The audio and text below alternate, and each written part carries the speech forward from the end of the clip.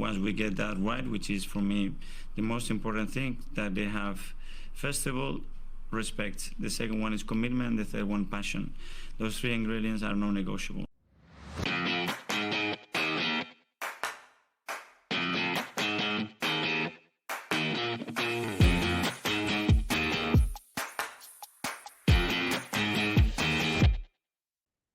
Hello and welcome into the Non-Negotiables podcast. I'm Gavin and I'm here tonight with Justin. Juz, how you doing, mate? I'm good, Gav. How are you? Yeah, great. So perfect weekend for us, right? Like we wanted to draw in the Liverpool game, and obviously we needed to win, and that's exactly what happened. Yeah, really. As far as results go, I'd say you couldn't ask for a better weekend. Everything went pretty well. The Brentford game was, well, at least scoreline wise, it was a little closer than I wanted it to be, but overall, yeah, great results. I mean, Spurs won, but you can't have everything. No, exactly. And you know what? I think that we kind of need Spurs to be trying to get every point they can come April when we get into that run of games. What worries me now is Emery gave a masterclass in Emerying at the weekend, right? Like he, for the first time this, or it might be the second time this season, in their biggest game, he decided to go to a back three out of nowhere. Is that the most Unai Emery piece of Emerying you've ever seen? Yeah, it really did give me flashbacks. I've seen Villa a couple of times this season, and they've impressed me. I think they've got a good collection of players, and I do think he's got them playing not like better football, but it's just Villa feels like a better fit for Emery, I think, than Arsenal did. And yeah, just watching the way they set up and the way they, I mean, I don't want to be harsh, but they kind of cowered, Oh, they absolutely did. They threw it away, and we've seen that performance from Emery's teams before. And the only thing that bothers me now is that we're going to get to the end of April, and Man United are obviously shit. And if Villa go full Emery, and they could be 10 points behind Spurs by the time Spurs get into that run of games against City, Liverpool and us. And if they do that and they can take their foot off the gas in 2 of the 3 games, the one that they're going to be going hell for leather for, and that's us. Yeah, for sure. I'm not too worried about that though, because I think historically, the past couple of seasons, Tottenham's been really up for City. They've kind of had their number. And then I think Liverpool's a pretty big game for Tottenham too recently. So I do think they're going to be up for all 3. But I totally get where you're coming from too. If they had to pick one to take maximum points, it'd be Arsenal for sure. Yeah, I just like it when people have got skin in the game, when they've got something of their own to play for, And I just have this feeling now that that's it for Villa. I can see them taking a couple more poundings before the end of the season, because I think they've got a couple of tough games left, and I think Spurs will canter into fourth, to be honest, looking at this league right now. But anyway, that's not our problem. So the weekend, obviously we played first for the first time in a while. Usually we're last out of the 3 and have to react. This time we were first. Juz, I like being first. I think you've said you like being first as well. Yep.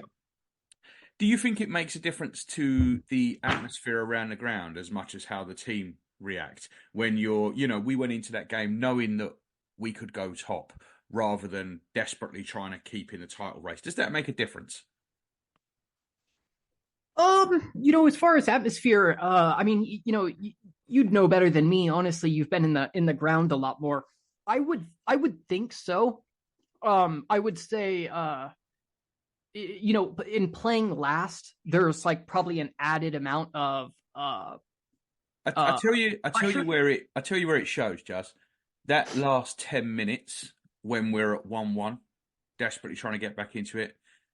I think had Man City, Liverpool, or Liverpool, Man City gone before us and one of them had won, then it becomes so much more desperate and so much more nervy them last 10 minutes, because all of a sudden there's so much on it because you're basically playing yourselves out of it.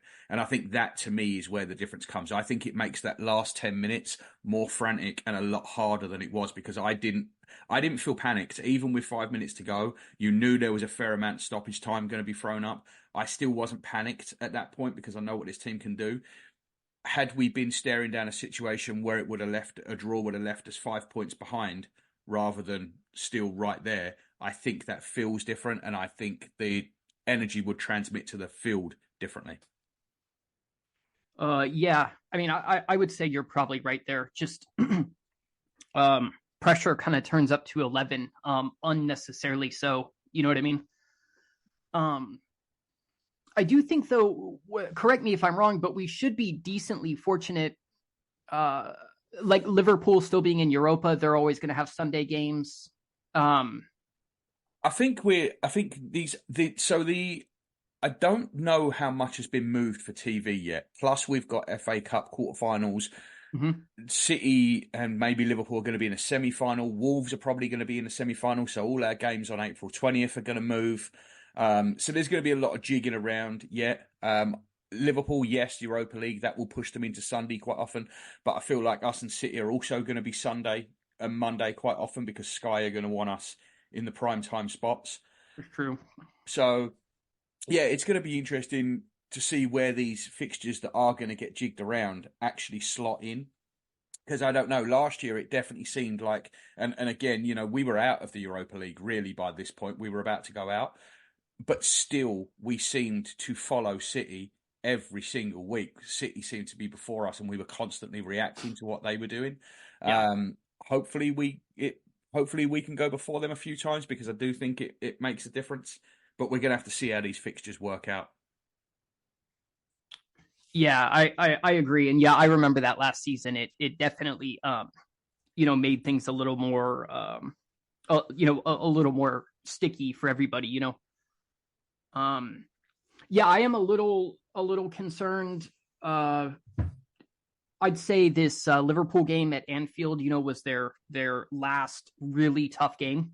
Other than us. Yeah, but we even play them at the Etihad. So, I'm hopeful, and I'm glad we've got a small lead, because we all know that City is capable of winning out. Yeah, and it's interesting that even after that draw, it doesn't actually improve our chances of winning the title statistically. I don't know if you saw, I don't know if you've seen the graphs doing the rounds about, let me see if I can get it up, but I don't know if you've seen the graphs going around about the odds on winning the title from here. At first you look at it and you think, well, Jesus, why are they only giving us like I think it's an 18% chance of winning the league they're giving us now, compared to 11 before. But the whole reason is this game at Manchester City. Like that completely changes the game. We went from 11% to 18% chance of winning the league with that draw at Anfield, and you feel like we should have gone up a lot more than that. Well, I certainly do. But because we've got this game at Man City, that's why we are still massive underdogs. After that game at Man City, these odds are going to hugely change depending on what goes on. Well, and I feel like out of the three of us, we're the only ones that have to play the other two. Which is, I think, but I also I think the Liverpool game's got something to do with it as well. You know what I mean? Because that could massively swing things depending on how it goes against those two games. Wait a minute, what Liverpool game? We still have to play Liverpool? No, we've beaten Liverpool and drawn with Liverpool. Oh, you are right. I'm sorry, I don't know what I was thinking. Yeah, no, the only game left is us. The only game left is us at the Etihad. That's the only meeting now left, but that is why, because we're away. If that game was at home, these percentages would be completely different. Because it's away, that's why these percentages look the way they do. Yeah, it's a really good point. Yeah, I don't know why I was thinking we still had to play Liverpool. All right. Yeah, no, we've got Spurs away, United away, and Brighton away. And I think they're the three, and I'm not that, whatever. They're the three big ones after Manchester City, obviously. I mean, we do still have to go to Wolves as well. But they're the three ones that look the trickiest on paper. Got to go to Old Trafford too. Yeah, we've got to go to Old Trafford, we've got to go to Spurs, we've got to go to Brighton and Man City. I think Man City have to go to Spurs as well. And I think Liverpool have to go to Old Trafford. But that's kind of their toughest game now. They've not got much else to go. They've got Brighton, but they've got Brighton at home. Liverpool, I mean, Manchester City, their last 4 games at least, and again, some of these are going to jiggle because of the cups and stuff. But their last 4 games, they're going to walk. So if we're not in front of them with 4 games to go, it's basically over. But I tell you what, let's get into that maybe towards the end of the week or next week when we've got a bit more time and we haven't got a lot of other stuff to go through. We'll go through the looking forward to the rest of the season. So for now, let's get back to this game at the weekend. Starting lineup, Juz. I thought we might see a couple more changes. I think we both knew that Martinelli was going to be out. Obviously, we knew that Ramsdale had to come in for Raya. I did think we might see Jorginho drop out. With Tuesday night in mind. That didn't happen. I didn't have a problem with the starting lineup. I was quite fine with it. How did you feel when you saw the lineup come out? Yeah, I feel the exact same way. I thought Jorginho might sit out, and I was a bit surprised to see him come back in and even come back into the 6 as well to take it a step further. But I had no issue with it at all. I think it was a good team. Again, like you mentioned, Trossard was no surprise with Martinelli out. I am really curious to see what he does tomorrow now with Porto. I would be surprised if Jorginho got 3 starts in a row, but I mean, I guess it's possible. I don't know. I mean, I feel like it's not likely that Partey does, 60, 65 odd minutes yet. Let's but get maybe let's get into that in part 2 because we've got a Porto preview and I do have some thoughts on that. But okay. But yeah, as for this weekend, I thought the lineup was fine. I agree with you. I thought he might do what he did against Liverpool and put Rice in front of the back line and Jorginho in the midfield. And I think you saw pros and cons of it in this game, right? Because obviously Jorginho isn't scoring the goal that Declan Rice scored. But by the same token, any threat Brentford had, and to be fair, they didn't have a whole bunch of threat, but the threat they did have and what stopped us getting control as much as we'd like to do is they were lumping the ball up in the air like they always do. And Tony wasn't winning the headers a lot. Like Gabriel and Saliba were winning most of it in the air. But the way he backs in and how difficult he makes it means that a lot of these balls just drop down a lot shorter than where they normally would when you're heading clearances away. And I thought Wissa was really good between the lines, picking them up. And I feel like had Rice played in the anchor instead of Jorginho, I think that would have all been mopped up and would have been a lot simpler. But like I said, if you do that, you lose what Rice gives you going forward from the 8. Yeah, I couldn't agree more. I think Rice in the 6 cleans that up a lot more. Maybe a little bit quicker winning the ball back and breaking forward. I get kind of why he did it though. I mean, I would have expected to dominate. I mean, I guess we still kind of did dominate, but I would have expected to hold the ball a lot more. So I can see why he did it. I was a bit surprised as well. I thought, we'd see Rice in the 6, but man, another crazy performance by Rice, man. He's a monster. Yeah. So the goal, let's go through the goal real quick. We move the ball out to the right-hand side. Immediately 2 men come on Saka, and this is what we've been saying the whole time, right? If you're going to double up on Saka, it leaves someone spare. The man it left spare was Ben White. I thought Ben White was magnificent on Saturday. I thought he was probably man of the match. He went inside, he went outside. He seemed to pick his times really well. This is one of them times he went inside on what almost amounts to an underlap. He's left free because the 2 players have gone on to Saka. Saka pulls it back to White. It is a perfect cross. What a run from Declan Rice. What a brilliant header. Are we seeing Declan Rice blossom into an 8? Or are we seeing something that's not a long-term plan, but because Rice is so good, he can literally play that role as well as the role that he's going to occupy long-term? I'm thinking the latter. Maybe this is just, hopeful. This kind of goes back a little bit to we used to have this conversation, or we had this conversation multiple times last season, but I kind of feel the same way about people saying, Saka could transition into the 8, it's like we already have such a great right winger. We already have such a great number 6 who can still, contribute offensively. We've seen it. Why try to make him something that, he's not yet? And I also feel like really, really good 6s like Rice are harder to come by than, a great number 8.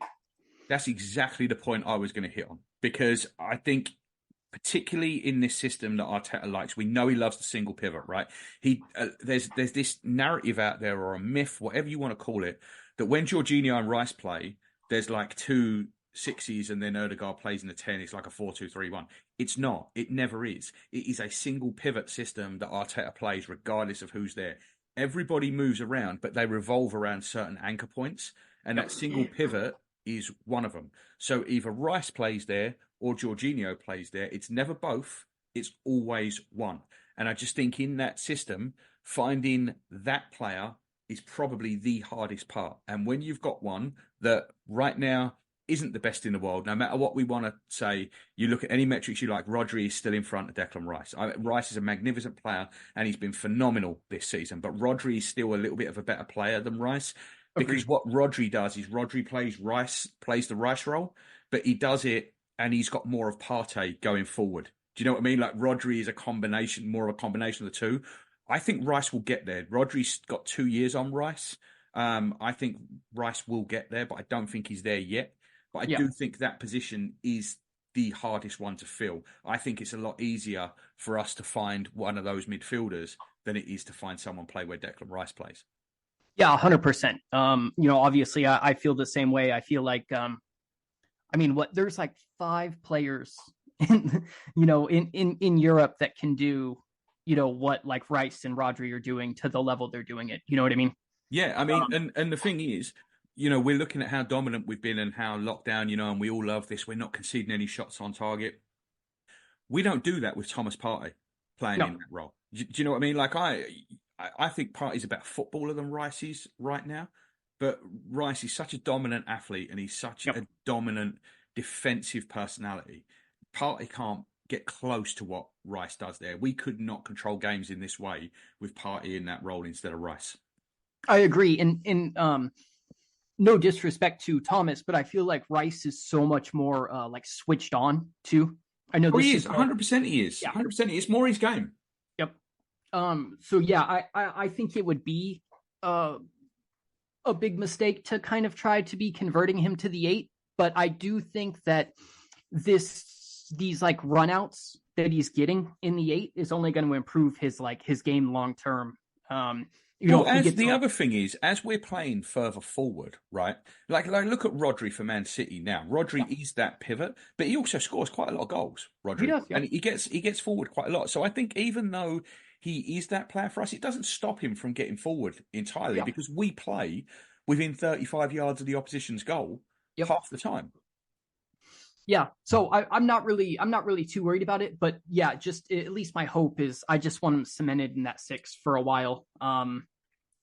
We talked about Partey and how hard he would be to replace. Obviously, not so much now, but I mean, Rice would be even harder to replace. You know what I mean? Yeah, I mean, what we did is we didn't really replace Partey.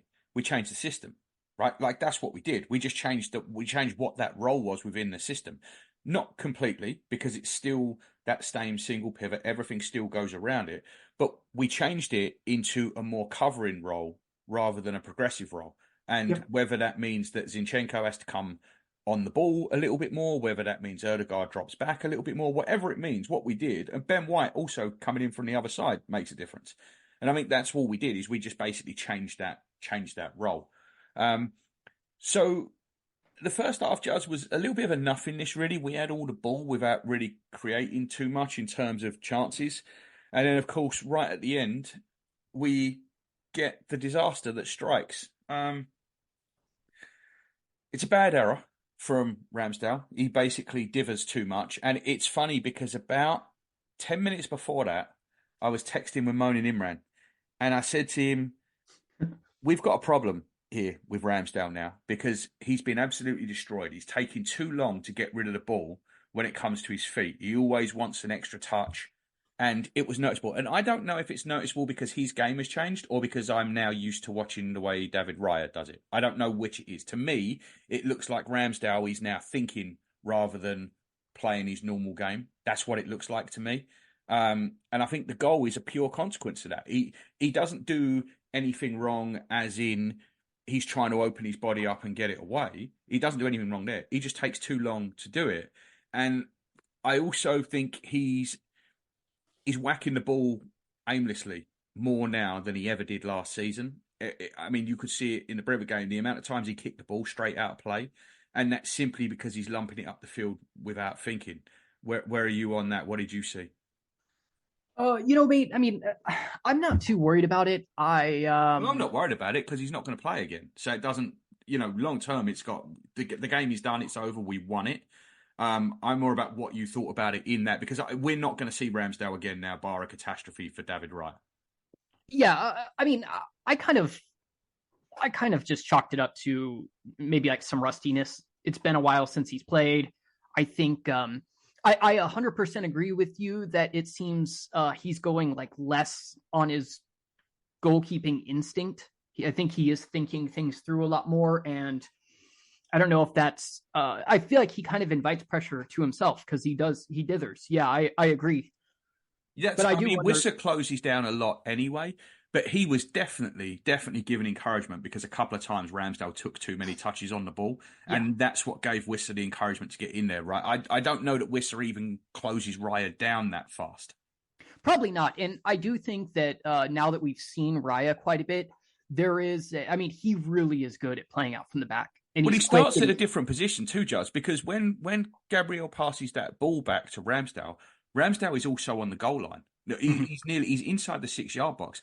Yeah. I think if that's Raya, he's probably 2 yards further up. I don't think we get that deep if Raya is in goal because that is not Raya's style. Raya at times collects the ball in front of the man who's passing it to him. So Gabriel might be passing it to him 2 yards from the touchline, but he's 2 yards in front of Gabriel. So Gabriel's pass is actually forwards and not backwards when Raya's in goal. Yep. Yeah, so I do think that just they've got a pretty there's a pretty big difference in their style of play. Exactly what you just said, and I think it's more evident. Yeah, I think that's it. I think it's noticeable. But in the second half, Ramsdale made 2 saves that Raya simply doesn't make. Right? Like the save from Ivan Toney, Raya doesn't get there. He doesn't get anywhere near that. The header from... Who was the header from? I can't remember who the header was from now. But whoever the header was from, I don't think that Raya saves that either. I think Ramsdale there has made 2 saves that Raya simply cannot make. So we gave the goal away, but at least he basically earned his corn back in the second half. Yeah, and I think that Ramsdale's always kind of been the stronger shot stopper. We've seen him. I mean, don't get me wrong; he's got a mistake or two in him, but I've seen him make some pretty ridiculous saves over the past couple seasons. Raya can't make those saves. He just can't make those saves. But I do think like what Raya gives you on the ball, his ability to like build the play faster and whatnot does supersede that, especially it affects when our starting position too, because you then start to wonder, although it's definitely true Raya can't make those saves, do those shots happen with Raya in goal? I mean, the Toney one, at the end of the day, it's a long punt up in the air and he just turns and hits it. I don't see what Raya could have done to prevent that. But the second one was, they had an interesting ploy from their throw-ons. So they set up from a long throw and then they would get a man short, throw it and whip it in. I think that was targeting Ramsdale, because Raya obviously comes and claims everything. Ramsdale does come, but not quite the same way as Raya does, and certainly not with the same command, I guess, that Raya does. So I think that might not have come about had Raya been there, because I don't know that tactic would have been one that they were using quite so often. And that sure did frustrate me a bit too, because I feel like they did it a lot, and it took Arsenal a while to catch on. 4-3. Yeah, 4. We kept lining up for a long throw and then being shocked when they didn't do it. It was a bit Charlie Brown, right, with a football being taken away. How many times is it going to happen before you realise what's going on? Yeah, exactly. So that was a little frustrating, but I mean, I get it, I guess, wanting to be prepared for the worst, but it looked a little silly how long it took us to catch on. Yeah, me and you had a little chat about Kai Havertz last week, and I said to you, I wondered if your basically impressions of him had changed. I think the end product is starting to arrive now for Havertz.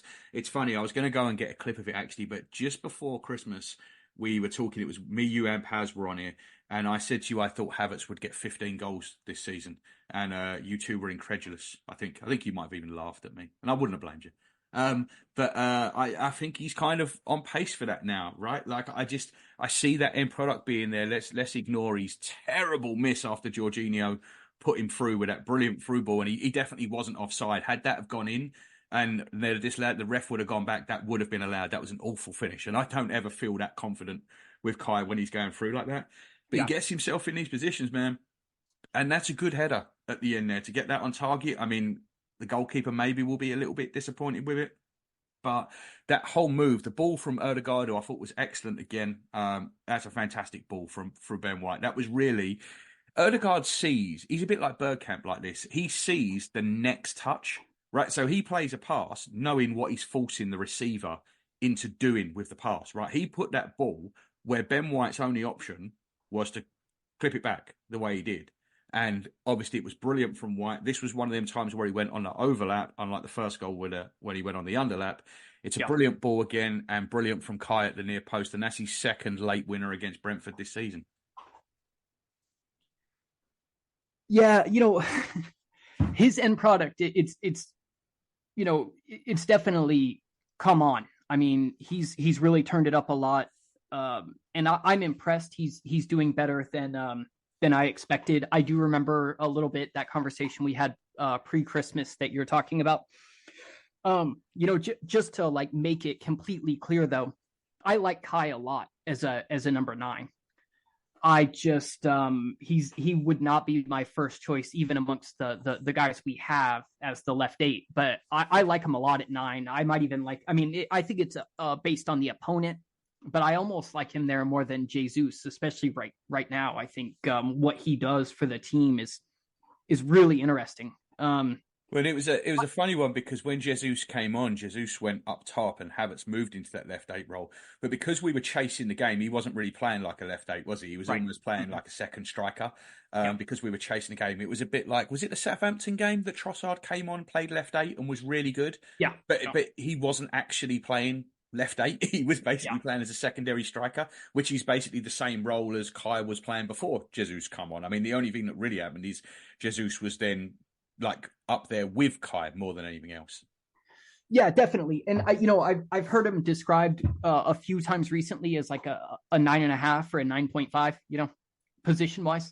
He's David Platt. I'm telling you, he is an interior Ramdoyer, right? You remember like Thomas Muller was for Bayern Munich when he played wide right, but all he really did was find space.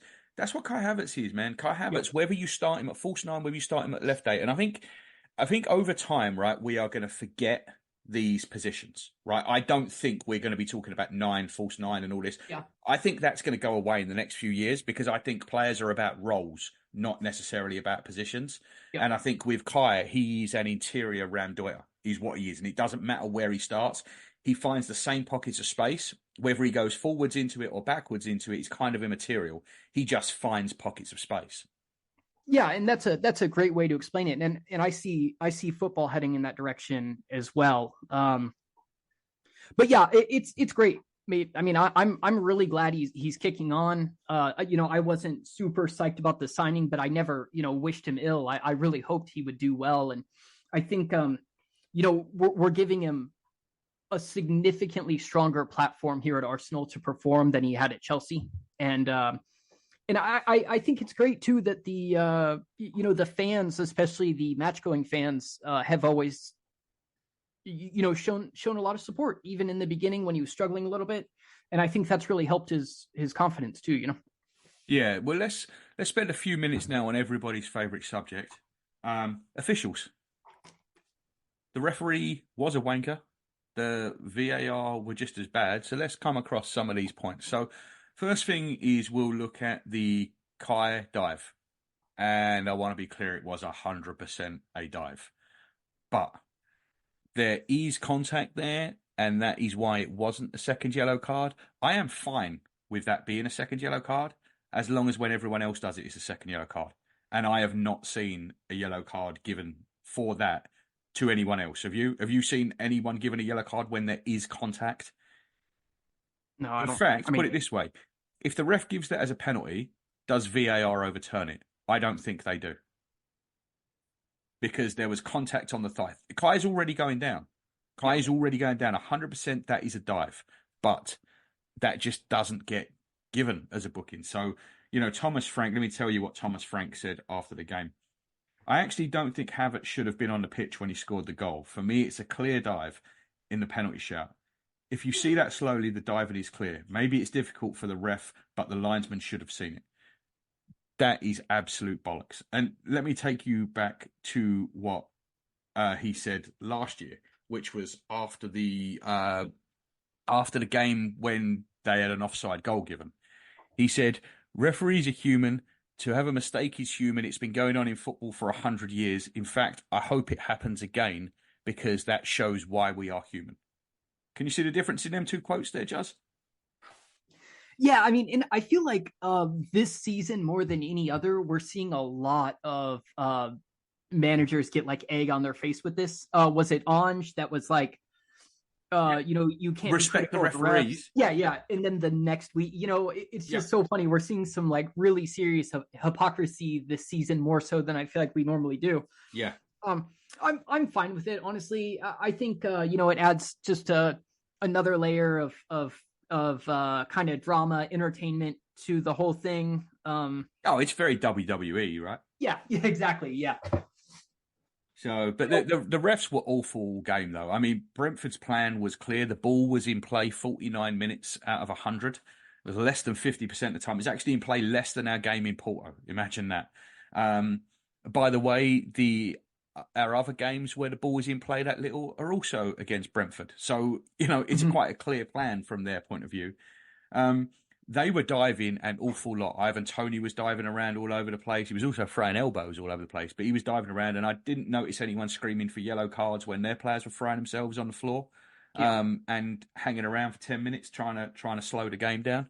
But I did think it was quite funny that after we scored in the 87th minute, we gave it a little bit back, and they were apoplectic with rage every time we took a little bit longer. And the sub was the funniest, because they made a sub and their guy went all the way across the pitch to go off. And when Erdegaard did the same thing for us, he took his time wandering up to give Jesus the armband and then coming off the pitch really slowly. They were going nuts. How funny was that? Yeah.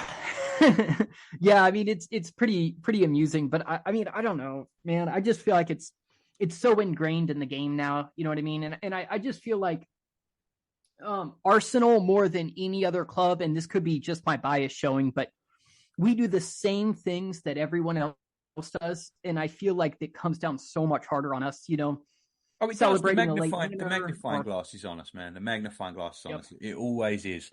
And I think Paul from Arsenal Vision actually had a really good tweet after this game that made me, I hadn't even thought about it, but it made me think. He said that Brentford had been time wasting for 87 minutes, right? The reason there were 8 minutes of injury time, and then we had a couple more after the VAR check for a penalty.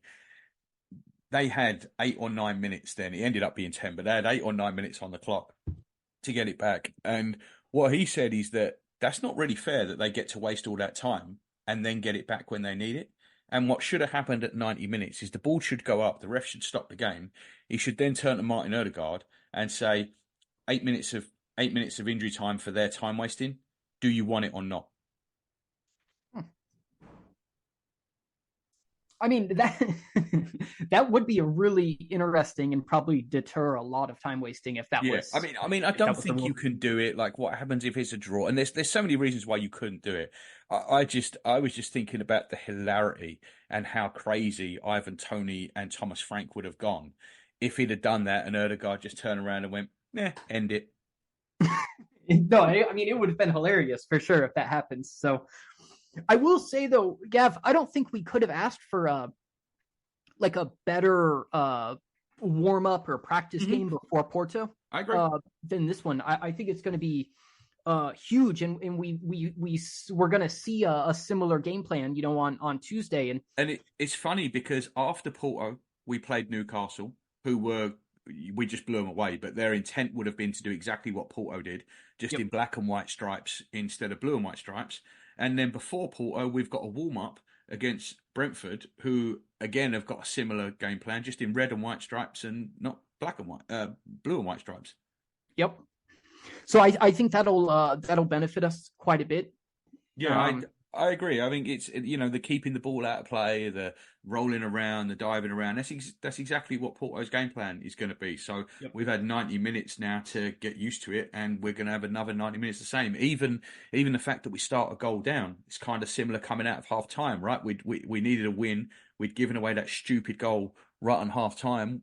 45 minutes, we've got half to chase it. That's kind of the same scenario we're in now. We've got half a game, we've got a whole game, but half a tie to chase it and turn it around.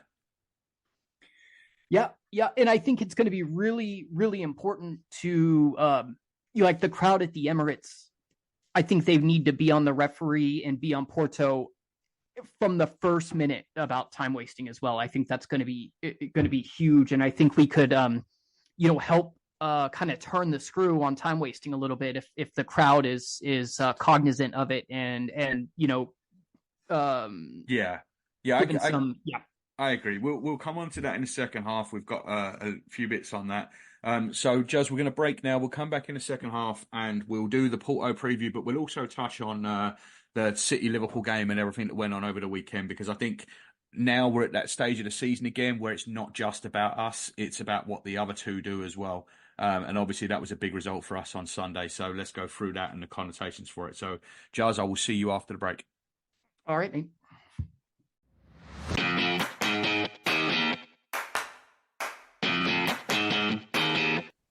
Hey guys, just a couple of quick halftime messages for you.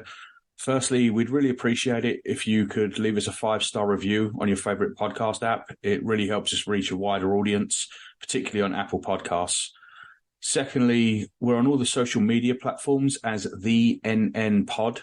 We're really trying to build a strong Gooner community. So next time you're on Twitter, Facebook, or Instagram, look us up, give us a like or a follow, send us a message, interact with other listeners, or just have a look around.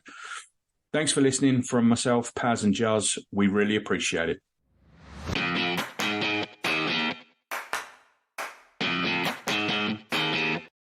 Hello and welcome back into the Non-Negotiables podcast. This is part 2. Juz, Liverpool City on Sunday, as we said before, we were both hoping for a draw. I thought a City win would be an absolute disaster. As it happened, we got what we wanted, and to be perfectly honest, what a game of football. Yeah, it really was a great game. There was some real, I thought, individual brilliance, especially on the defensive side of things. I think Liverpool, looking at their starting lineup, there was no Mo Salah. The back line was really pieced together. I mean, I think they did great to get the draw, and overall, good result for us. We end the game week in up top, Yeah, and I think for me, I think Liverpool had to win that game to win the league. Like, I really do. That now means that Liverpool have lost and drawn to us. I believe they drew with City twice.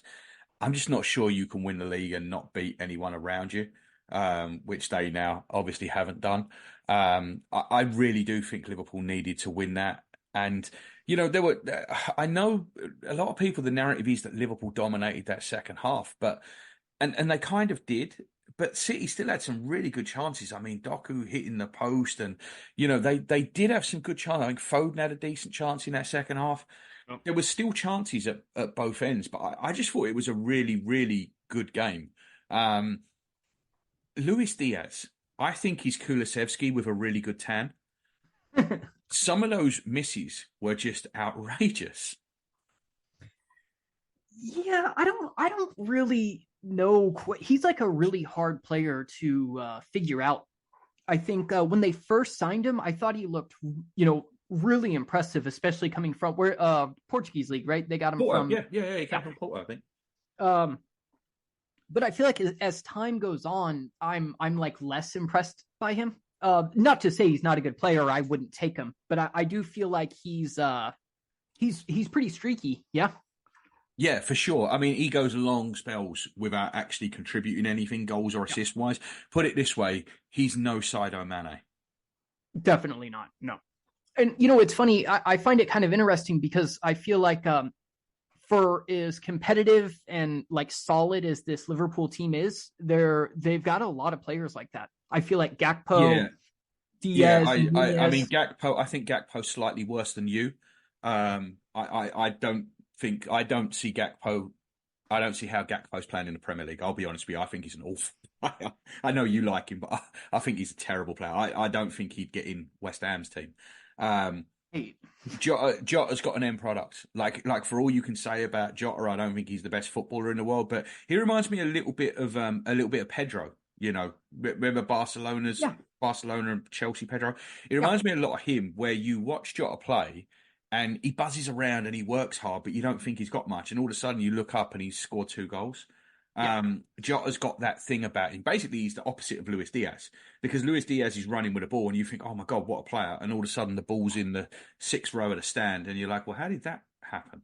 So Jota's like on the other side of the spectrum. And it's funny because Man City, I think Doku is a pretty shit player as well, to be quite honest with you. I don't think Doku's very good. He had a really good start, Doku, and I think he had a really good start because he's so different to anything else Man City have got. I don't think teams knew how to deal with him. I think once 2 or 3 of his games got on tape, everyone went, oh, well, that's how you deal with him. You just stand off and wait till he tricks himself. And that's pretty much what he does every time. Yeah, Doku's a weird one. When I saw that they made that signing, he seems very kind of opposite of a City player. Yeah. But I guess that's part of where his success has come from. Because I think so. I think that was intentional. I think that was intentional. Arteta does this too. You want a different option that can attack things a different way. And I think that was the idea behind the Doku signing, is that he is so different from everything else they've got. The question is it any good? Yeah. Yeah, I hear you. I kind of feel like that was at least a little bit of our interest in Mudryk as well when we were chasing him. Yeah. Because he'd be quite a bit different. Same with Rafinha, right? Same with Rafinha. Yeah, it's a completely different type of option. That's why, I mean, again, this is for another pod. It's for the transfer pod, but I do wonder if maybe you'll see us make a move for someone like that rather than a centre forward in the summer. A Nico Williams, someone like that, someone that gives you something a little bit different. Yeah, I mean, I'd like to see that. I think where our best option is going to be, and again, I only want to touch on this for a second. I don't want to take up time, but if we could get a player that is capable of playing out wide and in the center, I think that's going to be the best bang for our buck. But who knows? Well, Jesus could be that guy too, I guess, to be fair. But we'll just kind of have to see how it goes. The market for straight center forwards is just, I mean, it's awful, isn't it? Yeah, it really is. It really is. That's why I just think you might see us do something different. Yeah. So towards the end of that Liverpool game, there was a penalty shout. Doku on Szoboszlai. Was it Szoboszlai who Doku went in on? I can't remember now. I think so, yeah. I think it was. Anyway, he went in with his foot up. When I first saw this, I thought it was a nailed-on penalty. Mm-hmm. Absolutely nailed on. The more I see that, the more I think, I'm not sure. I'm not sure. I don't think he makes much contact with him. I think that Szoboszlai might be hurt a little bit by the fact that Salah had 2 outrageous dives trying to win a penalty in the previous 15 minutes, and I think maybe that was playing on the ref's mind. Plus, they'd already been given a penalty. And the more I see this incident, the less I think it's a penalty, even though my first thought is that it was nailed on. I kind of know what you're talking about, but I'd need to see it again to really speak on it. Oh, was it on McAllister? Right at the end, it might have been on McAllister. Yeah, it was the foot. It was the foot up into the chest.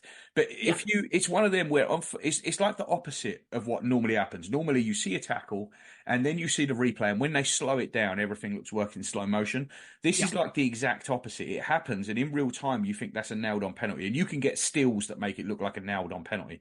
Yeah. But then, as you look at it back, you're going, actually, he hasn't really touched him there, and his foot isn't as high as I thought it was in the first place. It's certainly nowhere near his head. It's nowhere near dangerous play. No, yeah, I'm actually looking at it still right now of it because I was trying to see a replay. The still looks bad, doesn't it? The still does make it look like a penalty, but I think when you see it, when you actually see the play run, it's less and less of a penalty every time you see it. Yeah, it's more of it's about lower mid rib level, and it looks kind of more like he like swipes him with the studs, not direct contact. I'm not sure how much contact there was, if any, but like I said, looking at it again, I'm not sure it was a penalty. I thought it was at first, but now I'm not as convinced. And I'm certainly glad it wasn't, because even though I don't think a Liverpool win would have been terrible for us, the draw is certainly better. Yeah, definitely. I'd feel more confident going head to head against Liverpool if we both got a gap in points on City, but yeah, a draw is still the better result. Yeah, I mean, my feeling is this. My feeling is if we finish above Manchester City, we'll win the league. That doesn't mean we can't finish below Liverpool. But I think if we finish above Manchester City, I think we win the league. I think it's that simple. Yeah, definitely. And, honestly, I'm sure Liverpool's feeling the same way, and that's completely understandable. I think if you said, even with the fixtures that everybody's got left, if you said to me, there's 10 games left, which side can win all 10 or win 9 and draw 1 out of all 3, I would choose Manchester City, and I think everybody else would. Yeah, of course. Yeah, so that's what makes sense. Didn't they go like February to May last season? Yeah, and then they dropped points late, didn't they, against Brighton and someone else? But the reason they dropped points is the title was done at that point. They didn't need those points. When they needed the points, they didn't drop any. Nope. So with only 10, 11 games left, 10. It's 10. Yeah. They could win out, Yeah, exactly. And that's my feeling on it. And that's why I was happy with a draw. It doesn't let Liverpool get too far away. Basically, it means we can draw at the Etihad and we're still not going to be more than 2 points behind.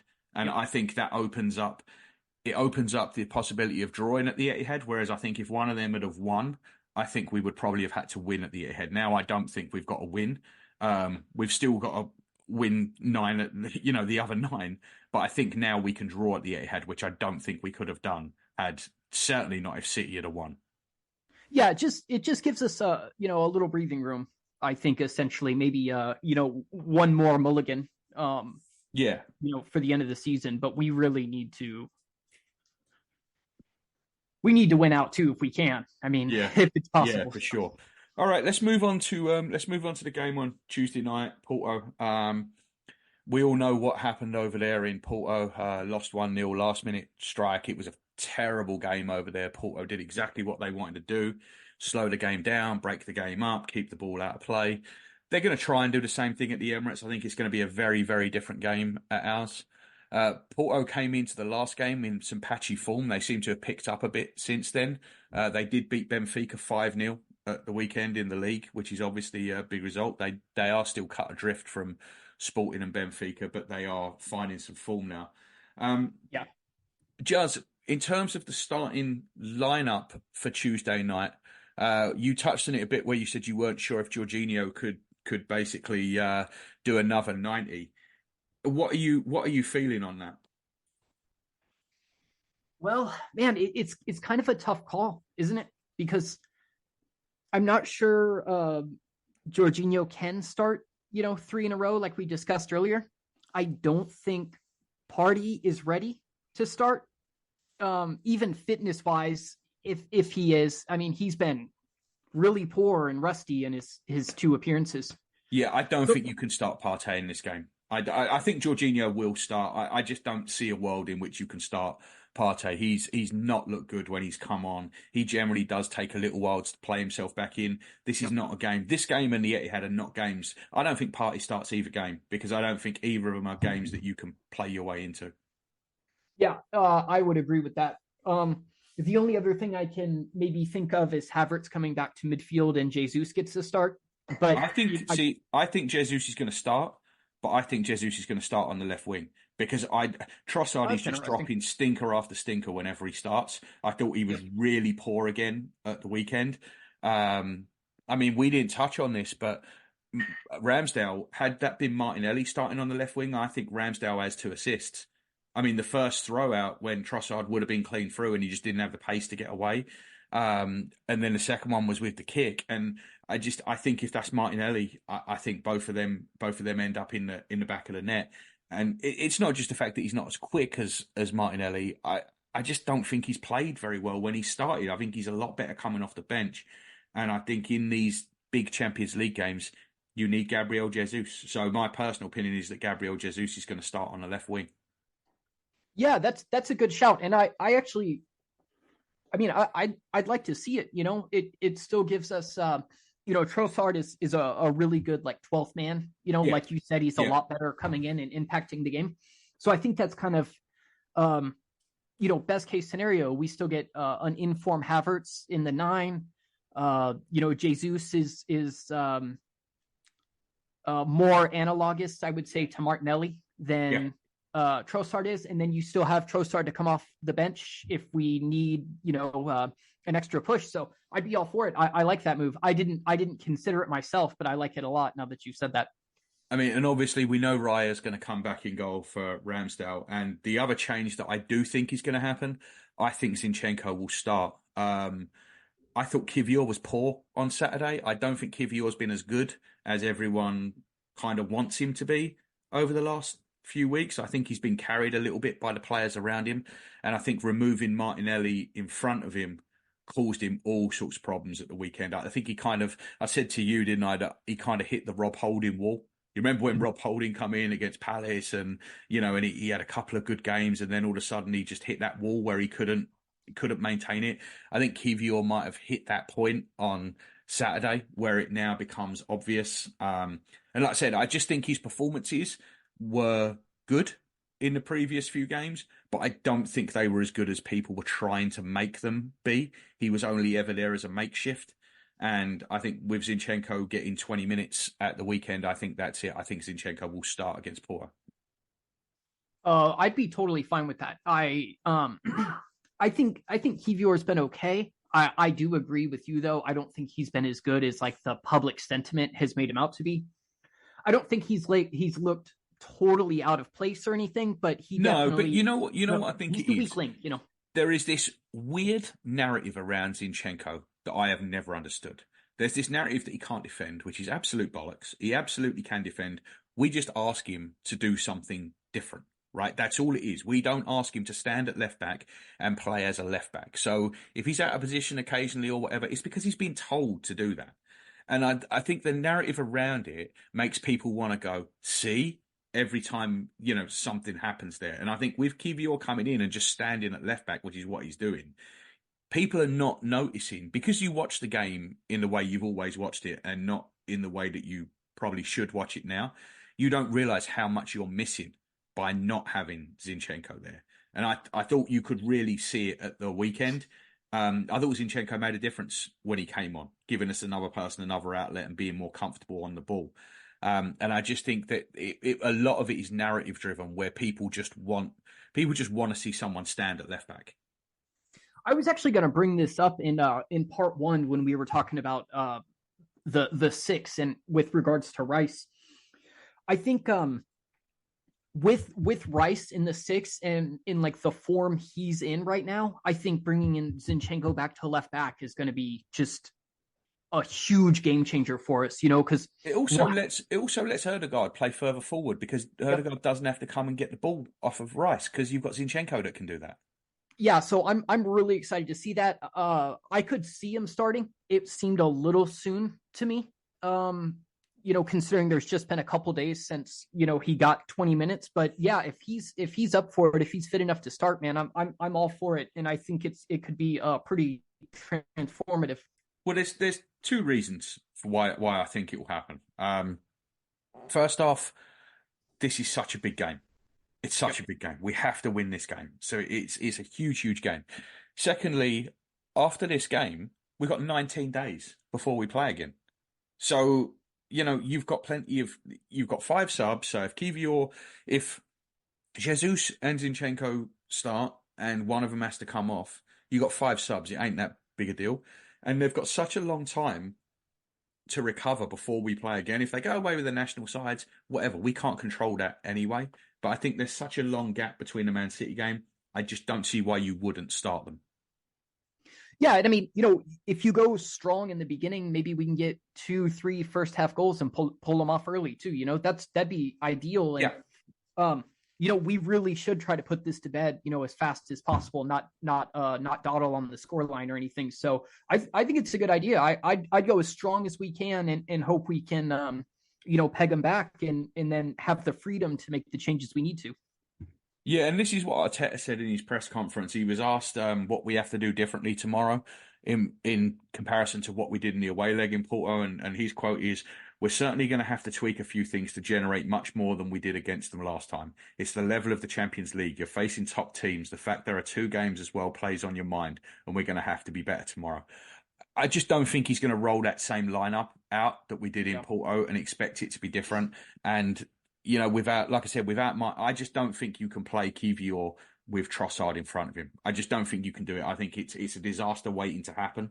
And that's why I can see both of those players being changed. I really can see Zinchenko and Jesus coming in for those 2. And there you go. That's your tweak, right? I don't think you have to play Partey. I don't think you have to change the formation as such. You just tweak a couple of little things in it. We're going to have a lot of the ball again. So to me, this screams get Zinchenko. Yeah, I think you're right. And I mean, I don't think there's any one player that we could reintroduce to the side and change our tactics as much as Zinchenko. You know what I mean? It's going to be... And Porto, I think, we touched on it before, but I think they're going to set up with a similar game plan to Brentford, right? Like they're gonna sit very, very deep. They're going to try and hit us on the break. They're going to try and keep the ball out of play. They're going to roll around. They're going to try and break the game up. And I think that's when you need your footballers on the pitch, right? That's when you need your ball players on the pitch. And that's when you need your calmer heads on the pitch. And I think that the experience that Jesus and Zinchenko in particular bring, along with Havertz being the only players really that have been integral parts of teams that have gone deep, and Jorginho, obviously, I think those players are going to be required. Yeah, I mean, I could definitely see it. We'll see. It's going to be really interesting. Like I said, I mean, Jorginho's kind of the biggest question mark for me. But if they think he's fit enough, I'm sure he'll start. And in the towards the end of the first half, you were talking about the difference the atmosphere makes with they got on the ref a lot, the whistling and stuff in the first leg, and they got decisions that they wouldn't have got if it hadn't have been for that.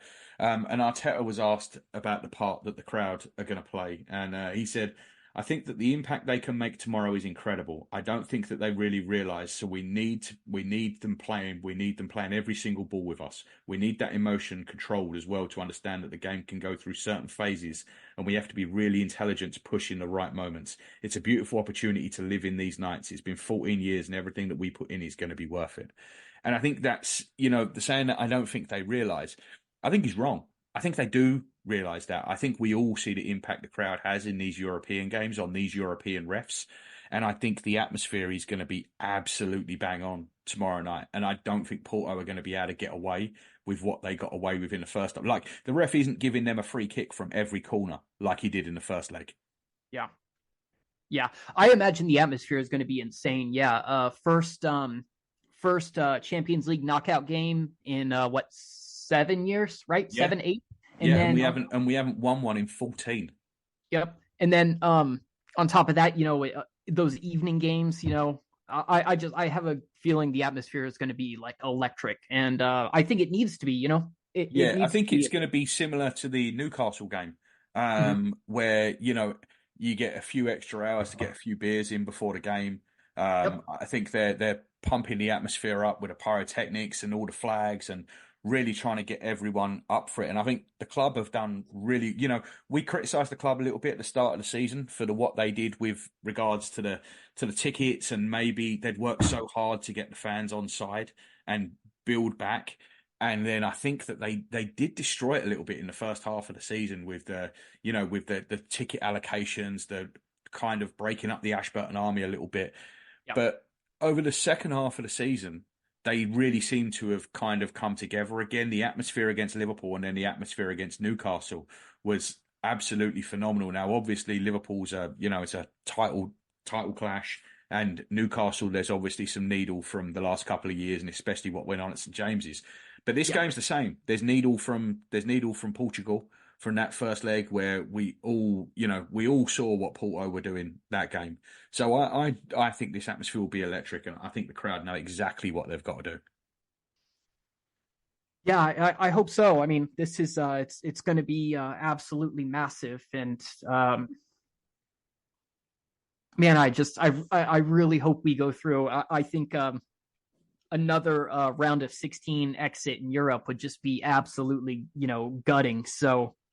Well, I think it's important for this team to win something. I've been saying for a year now that I think this is our best ever team. And again, I say best ever, fully aware that I never saw the team in the 1930s. I'm sure if my granddad was here today, he'd be telling me about Alex James because he always did. But to me, I watched those teams in the 90s and the 2000s from 6 rows back in the clock end. Right, I had a front row seat to all those games. To me, this team is better than that team, but you've got to win something.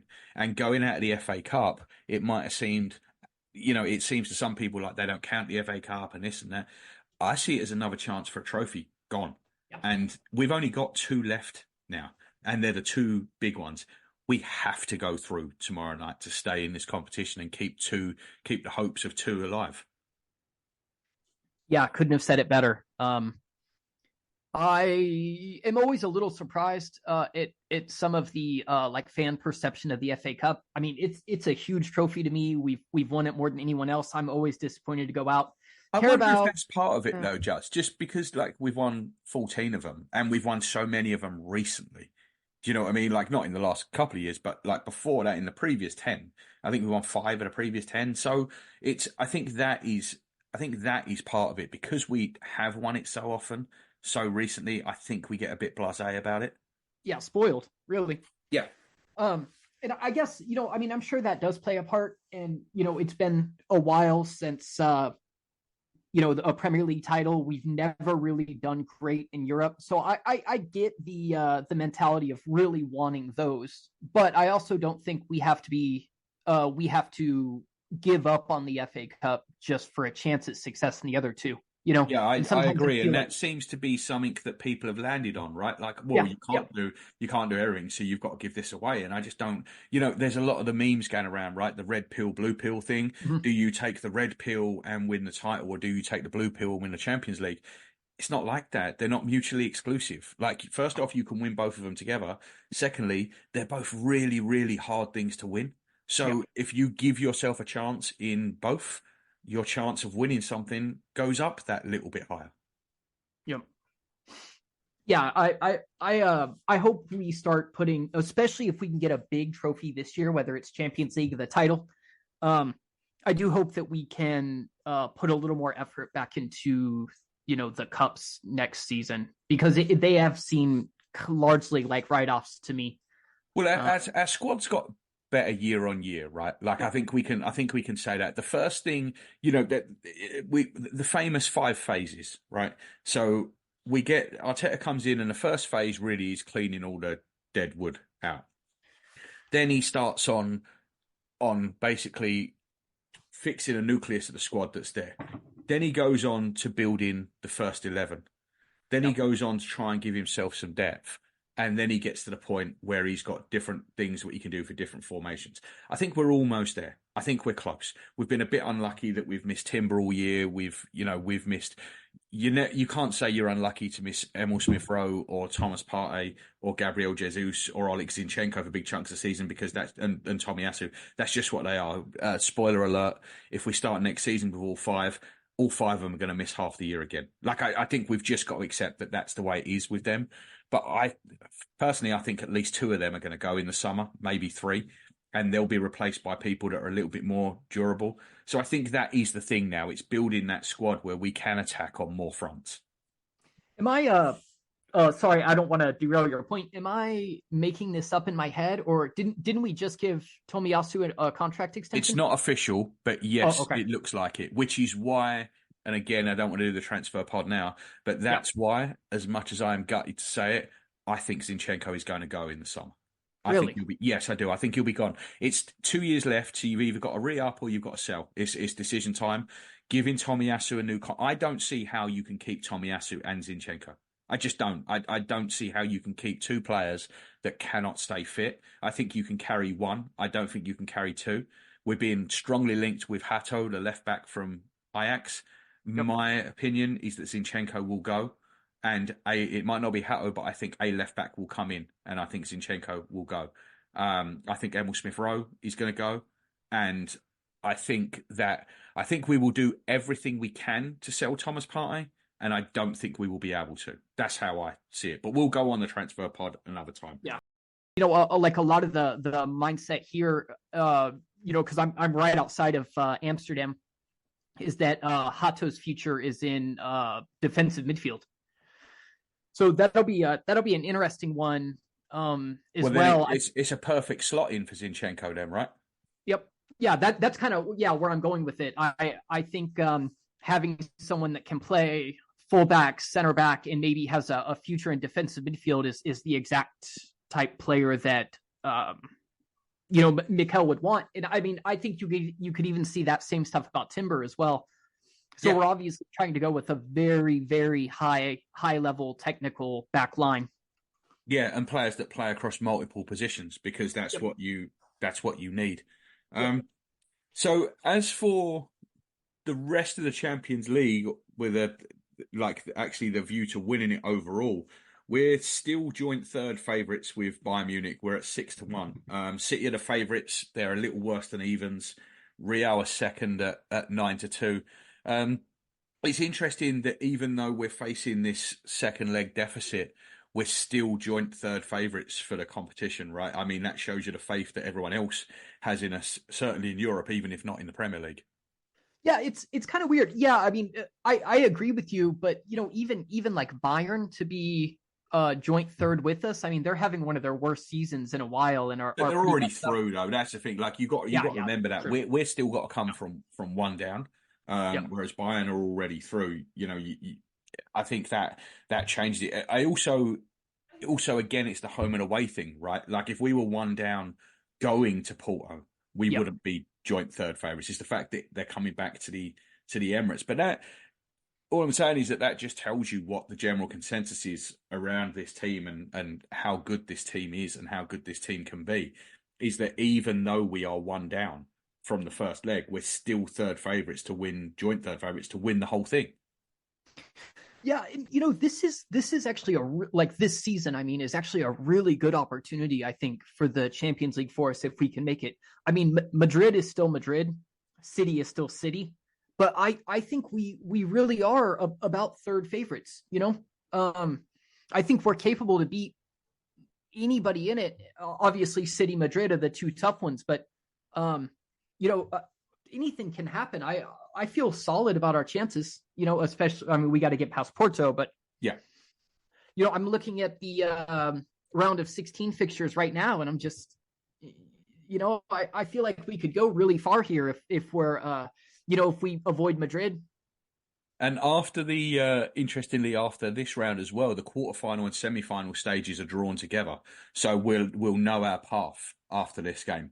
So that, I'm looking forward to, if we can get through, and I am confident we're going to get through. So hopefully, if we do go through, it'll be nice. We'll have the path mapped out where we've got to get to.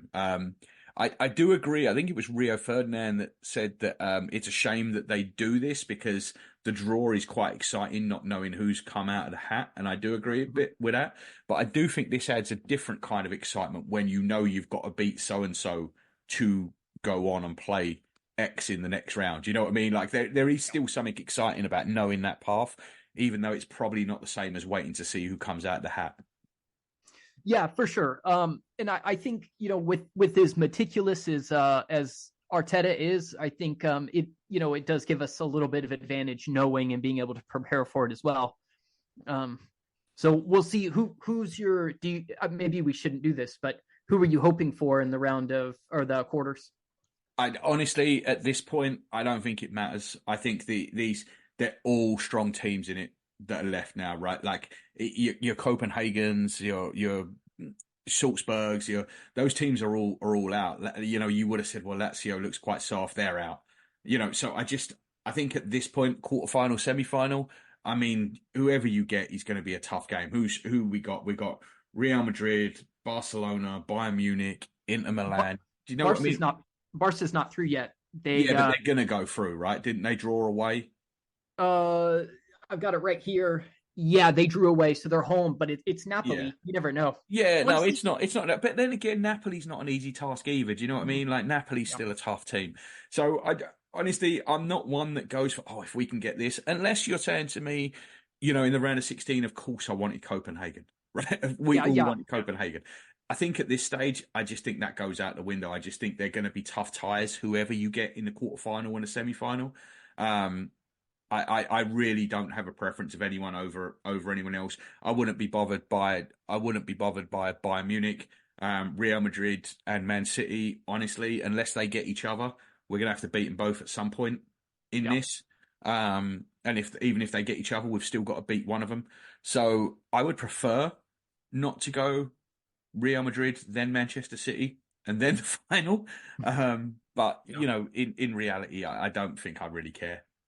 Yeah, I agree. Yeah, I mean, you've still got. I mean, like the PSV and Dortmund, they tied 1-1, so that's still open. One of them wouldn't be bad. I'd love to get Barca get a little revenge, but you know. Yeah, I mean, but whatever way, it's gonna be tough. That you're right. The Dortmund PSV is probably going to be the weakest team going through, right? I would say to the quarterfinals, you would perceive them to be the weakest team. So maybe that's where you'd lean. But honestly, I really don't care. As long as we can get through, I fancy us over two legs against anyone. Like I'm not even scared of Manchester City. I think as much as I think they're the best team in it, I'm not really scared of them. I think we could beat either of them. Our problem is we still seem to have an issue with away games in Europe. Like that's an issue for us. We were in the group stage. Our away games weren't exactly convincing. We lost to Lens. The Sevilla game was fine. The PSV game was a dead rubber, so we can't really count that much. But we saw what happened away in Porto. That block of the away games in Europe is still something that I think is there, and that would be my biggest concern.